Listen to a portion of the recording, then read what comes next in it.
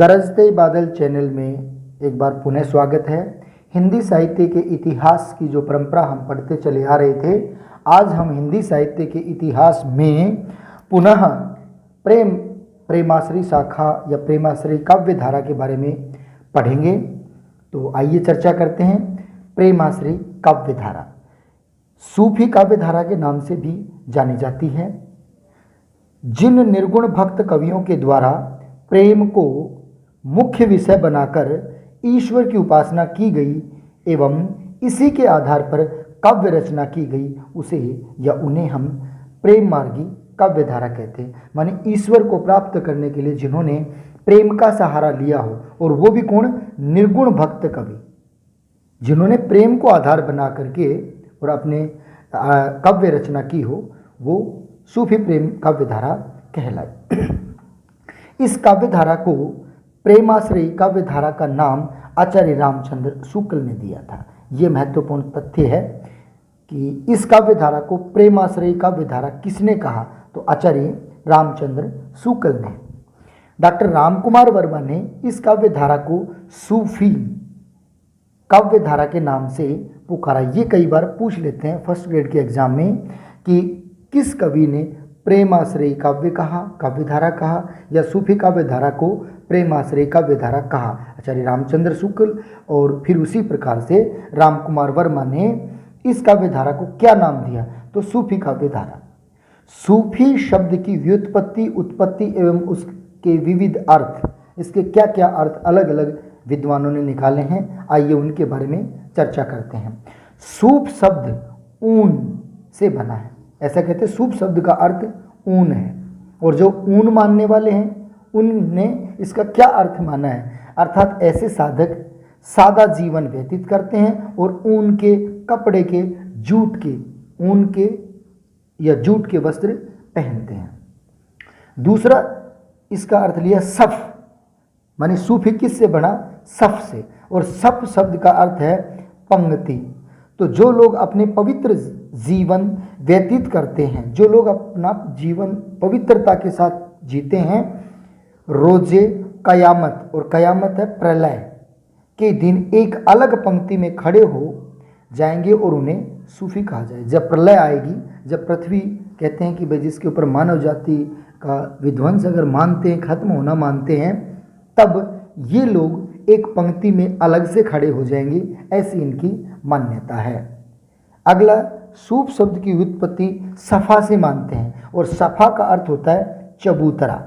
तो मक्का में जो मस्जिद के सामने एक चबूतरा है, सफ़ा पर बैठ करके जो आराधना करते हैं, जो भक्ति करते हैं, उन्हें सफ़ा या सूफी कहा गया।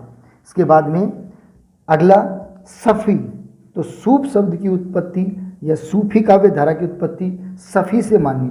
सफ़ी का अर्थ क्या माना उन्होंने? पवित्र। ऐसे व्यक्ति जो परमात्मा के प्रति निश्चल भाव रखते हैं, बिना छल कपट का भाव रखते हैं, वे ये कहलाए। इसके बाद में हम चर्चा करते हैं सूफी काव्य धारा के प्रमुख कवियों के बारे में। तो सूफी काव्य धारा के प्रमुख कवि कौन कौन से हैं और किन किन ने माना है। आचार्य रामचंद्र शुक्ल ने सूफी काव्य धारा का प्रमुख कवि कुतुबन को माना। आचार्य हजारी प्रसाद द्विवेदी ने ईश्वरदास को माना। डॉक्टर नगेंद्र के अनुसार ईसाइयत को माना, या उन्होंने ईसाइयत को माना। डॉक्टर गणपति चंद्र गुप्त ने भी ईसाइयत को माना, मानी नगेंद्र के मत को उन्होंने स्वीकार किया। और आगे आचार्य या डॉक्टर रामकुमार वर्मा है, वो मुल्ला दाऊद जिन्होंने चंदायन लिखा है, उनको सूफी काव्य धारा के प्रमुख कवि मानते हैं। इसके बाद में हम देखते हैं इनमें से सर्वमान्य मत क्या है। तो चंदायन जो रचना है सूफी काव्य धारा की, तो चंदायन के रचनाकार मुल्ला दाऊद को ही सूफी काव्य धारा का कवि या प्रथम कवि के रूप में स्वीकार करते हैं। ये सर्वमान्य मत है। तो हमें ये महत्वपूर्ण रूप से ध्यान रखना चाहिए कि मुल्ला दाऊद को सूफी काव्य धारा का प्रथम कवि स्वीकारा है। और ये किन का मत है? आचार्य मतलब डॉक्टर रामकुमार वर्मा का है। अब देखते हैं सूफी काव्य धारा में एक शैली प्रचलित है जिसमें अपना काव्य सृजन करते हैं, तो वो शैली कौन सी है? तो ये भी आपको ध्यान रखना है, मसनवी शैली। तो मसनवी शैली क्या होती है, इस पर एक चर्चा करते हैं। जिस रचना के प्रारंभ में ईश वंदना, पैगंबर की स्तुति, शाहे वक्त माने उस वक्त जो राजा रहता है उसकी प्रशंसा की जाती है, वह मसनवी शैली कही जाती है। माने मसनवी शैली में अपने भगवान की आराधना, पैगंबर की आराधना और उस वक्त जो राजा है उसकी प्रशंसा की जाती है, वो मसनवी शैली के नाम से जानी जाती है। इसमें और क्या होता है, इसमें 5 से 7 चौपाइयाँ रहती हैं और उसमें फिर उसके बाद में एक दोहा जोड़ा जाता है या सोरठा जोड़ा जाता है, और इनको जोड़ने के बाद में जो शैली बनती है वो क्या कहलाती है, मसनवी। और मैं ये कह दूं कि 5 से 7 पंक्तियों के बाद में अगर एक दोहा या सोरठा जोड़ दिया जाए वो मसनवी शैली होती है, तो और ज़्यादा सरल होगा। इसमें मानी मसनवी शैली में गुरु वंदना करके, गुरु की वंदना करके और आत्म परिचय प्रस्तुत किया जाता है। अपने गुरु की वंदना करने के बाद में आत्म परिचय, स्वयं का परिचय दिया जाता है इसी शैली में। आइए अब चर्चा करते हैं सूफी काव्य धारा की प्रमुख विशेषताएं कौन कौन सी हैं। तो सबसे पहले विशेषता हम देखते हैं, इस काव्य धारा में काव्य का नाम प्राय नायिकाओं के नाम के आधार पर किया जाता है। मानी सूफी काव्य धारा की सबसे प्रमुख विशेषता अगर लें हम, तो इसमें क्या देखा कि जो भी काव्य है वो नायिकाओं के नाम के आधार पर रखा गया है। प्रेम तत्व की इसमें प्रधानता है। प्रेम तत्व की माने प्रेम से ही ईश्वर की प्राप्ति की तरफ गए हैं, और क्या करें, प्रेम तत्व की प्रधानता है। साहित्यिक प्रेम कथाओं का इसमें वर्णन किया गया है। अगली विशेषता है लोक संस्कृति एवं लोक जीवन का स्वाभाविक चित्रण किया गया है। इसमें खंडन एवं मंडन की प्रवृत्ति का इसमें अभाव मिलता है। अधिकतर कवि मुसलमान काव्य कथानक बिंदु नायक नायिकाओं के चरित्र पर आधारित है। अब एक बात और विशेष है, अधिकतर कवि हैं वो इसमें मुस्लिम हैं और कथाएं हिंदू धर्म की कह दें, हिंदू घरानों की कह दें, वहाँ से उन्होंने उन कथाओं को उठाया है। अगली विशेषता के बारे में चर्चा करें तो आती है कि प्रकृति के अनेक मनोहारी दृश्यों का चित्रण इन्होंने अपने काव्य में किया है। प्रकृति के मनमोहक चित्रों को इन्होंने प्रस्तुतिकरण किया है, और इनका काव्य लेखन है वो प्रबंधात्मक काव्य लेखन है। काव्य में अवधी भाषा, मसनवी शैली का प्रयोग किया गया। अधिकतर अवधी भाषा में लिखे गए और मसनवी शैली में लिखे गए हैं। और अगली विशेषता है नारी के अपूर्व सौंदर्य का इन्होंने वर्णन किया है। अगली विशेषता है वियोग श्रृंगार की इसमें प्रधानता है। संत काव्य की तरह है, इसमें गुरु को महत्व प्रदान किया गया है। गुरु को महत्व इन्होंने दिया है और वही संत काव्य में दिया गया है, वही सूफी काव्य में दिया गया है। इसके बाद में देखते हैं कि सूफी साधना की कौन कौन सी अवस्थाएं, तो हमें ध्यान रखना है सूफी काव्य साधना की 4 अवस्थाएं मानी जाती हैं। एक है शरीफत, दूसरा तरीकत, तीसरा है हकीकत और अंतिम है मरीफत। ये 4 अवस्थाएं हैं। इनको क्या कहा जाता है? शरीफत को नाशूत, तरीकत को मलकूत, हकीकत को जबरूत और मारिफत को लाहूत, और ये अंतिम मानी जाती है। शरीफत क्या है? तो धर्म ग्रंथों के विधि निषेधों का सम्यक पालन करना शरीयत है। इसके बाद में तरीकत क्या है? शुद्ध हृदय से अपने ईश्वर की वंदना करना, स्मरण करना। हकीकत क्या है? हकीकत में भक्ति के प्रभाव से सत्य का सम्यक बोध हो जाता है, सत्य का ज्ञान हो जाता है। और चौथी और अंतिम अवस्था मानते हैं मारिफत, लाहूत, कठिन व्रतों से प्राप्त सिद्ध अवस्था, परमात्मा में पूर्ण रूप से साधक विलीन हो जाता है। इस अवस्था में आत्मा, इस अवस्था, ये ए और है यहाँ, इस अवस्था में आत्मा रूह बक जीवन प्राप्त करती है। इसके बाद में कहें कि अन्य महत्वपूर्ण तथ्यों के बारे में बात करें इस काव्य धारा की, तो अन्य विशेष तथ्य भारत में सूफी मत का आगमन 12वीं शताब्दी में माना जाता है। ये विशेष ध्यान देने योग्य बात है कि 12वीं शताब्दी में भारत में सूफी मत का आगमन हो जाता है।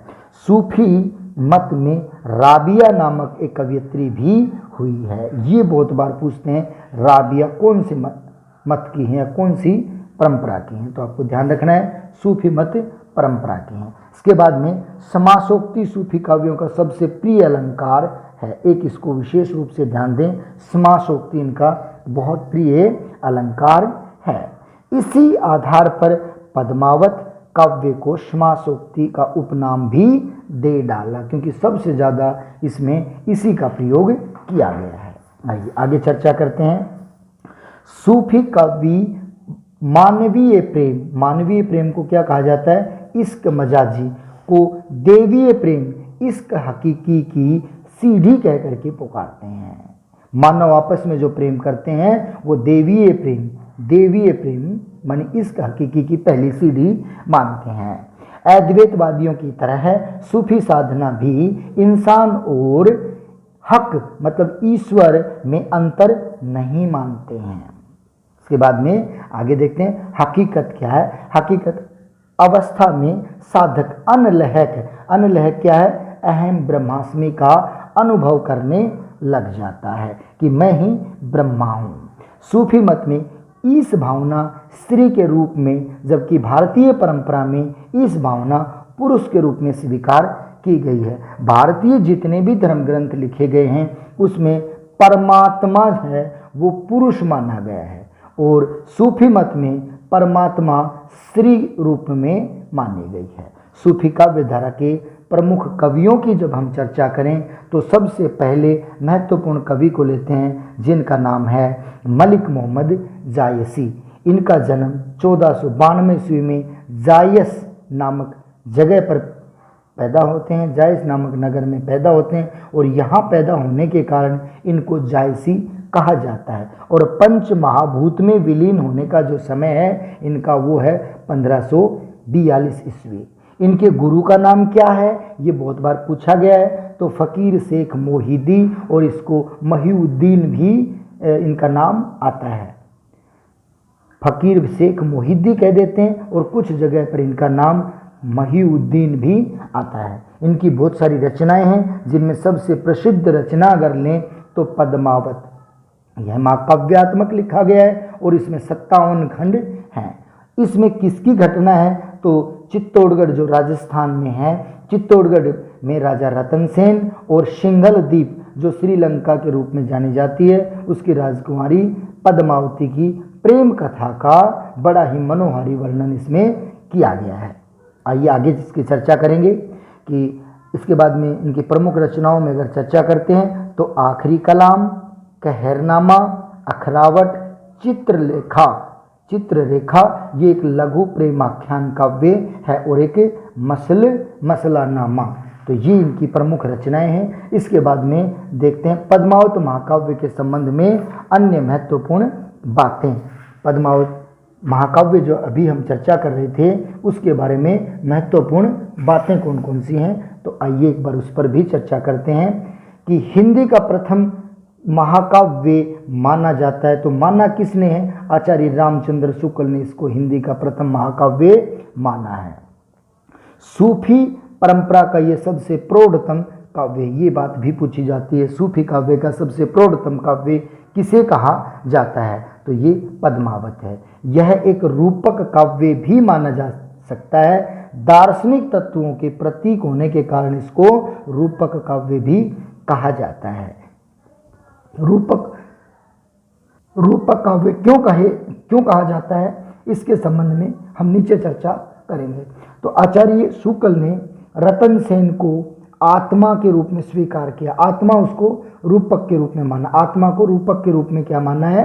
राजा रतन सेन, या राजा रतन सेन को आत्मा का रूपक माना है, पद्मावती को परमात्मा का रूपक माना है, और जो उसमें हीरामन तोता रहता है उसको गुरु का प्रतीक माना है। इसके ऊपर अगर थोड़ी सी चर्चा हम करें तो वो ये रहेगी कि राजा रतन सेन अपनी पत्नी नागमती के साथ चित्तौड़गढ़ में बहुत अच्छा शासन कार्य करते रहते हैं। इसी बीच श्रीलंका से सिंघल द्वीप से कोई एक तोता उड़ करके और चित्तौड़गढ़ के भवन में राजा रतन सेन के यहाँ आ पहुँचता है। राजा रतन सेन की कार्यशैली, उसकी सुंदरता, उसका राजकाज और उसका कार्य करने का सब तरीके और पूरे साम्राज्य को वो देखता है। देखने के बाद में तोता पद्मावती को जाकर के राजा रतन सेन के बारे में कहता है कि आपके योग्य वर चित्तौड़गढ़ में हैं। और राजा रतन सेन को रानी या राजकुमारी पद्मावती के बारे में, उसका रूप सौंदर्य का जब वर्णन करता है तो अपनी पत्नी नागमती को भूल करके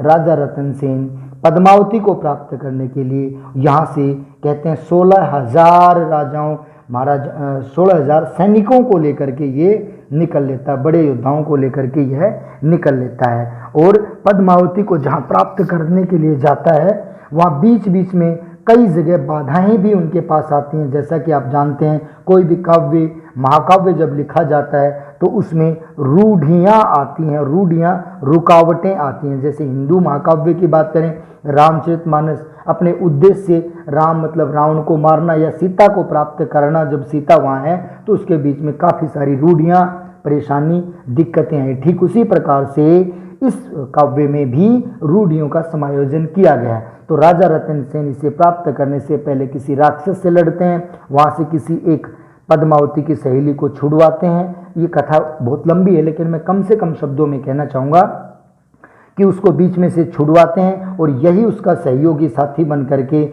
और पद्मावती जो अमावस्या पूर्णिमा के दिन मंदिर में दर्शन करने जाती है उस समय बताते हैं राजा रतन सेन के दर्शन करवाने के लिए उसको मंदिर के बाहर एक जगह खड़ा कर देती है, बिठा देती है। और जब रानी पद्मावती दर्शन के लिए जाती है, राजा रतन सेन जैसे उसे देखते हैं तो बेहोश हो जाते हैं और ये दर्शन करके चली जाती है। तब उसके बाद उनको चेतन अवस्था आती है। तो ऐसे सुंदर अपूर्व सौंदर्य को देख करके, जैसा कि जानते हैं परमात्मा के रूप में माना है तो उसी रूप में यहाँ प्रतिष्ठित किया गया है। तो ऐसे अपूर्व सौंदर्य को देख करके राजा रतन सेन पद्मावती को प्राप्त करने के लिए युद्ध होता है। देवता कहते हैं उनकी हेल्प के लिए आते हैं और अंतोतगत्वा ये प्राप्त कर लेते हैं। और राजा माने इनके पिता सिंगलदीप के राजा इनको बहुत सारा धन वैभव दे करके इनको लौटाते हैं। आगे भी कई जगह इनकी दिक्कतें आती हैं पर हमें चर्चा करनी थी यहीं तक। तो हीरामन तोता गुरु का काम करता है, जो दोनों को मिलाता है, जो दोनों को बताता है। और राजा रतन सेन जो कि तड़पता है पद्मावती के लिए, तो आत्मा हमेशा परमात्मा के लिए तड़पती है, न कि परमात्मा आत्मा के लिए। आइए आगे चर्चा करते हैं।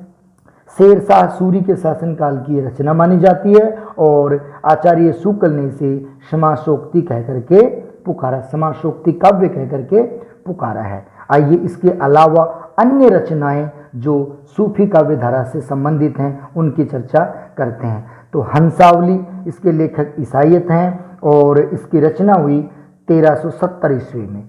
डॉक्टर नगेंद्र ने इसे प्रथम काव्य रचना या प्रथम रचना माना है और यह राजस्थानी हिंदी में लिखी हुई रचना है।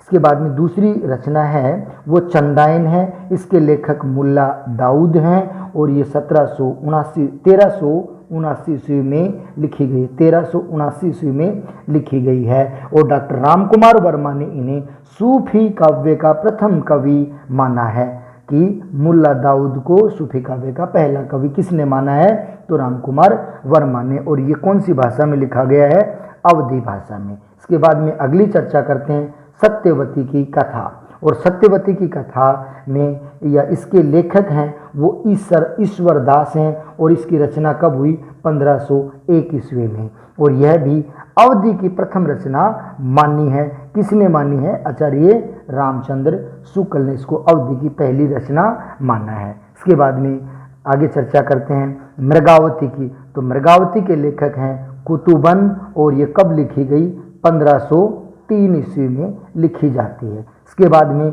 आचार्य रामचंद्र शुक्ल ने इसे सूफी काव्य धारा का या सूफी का पहला काव्य माना है मृगावती को। इसके बाद में आइए आगे अंतिम रचनाएं जो महत्वपूर्ण हैं उनकी तरफ बढ़ते हैं।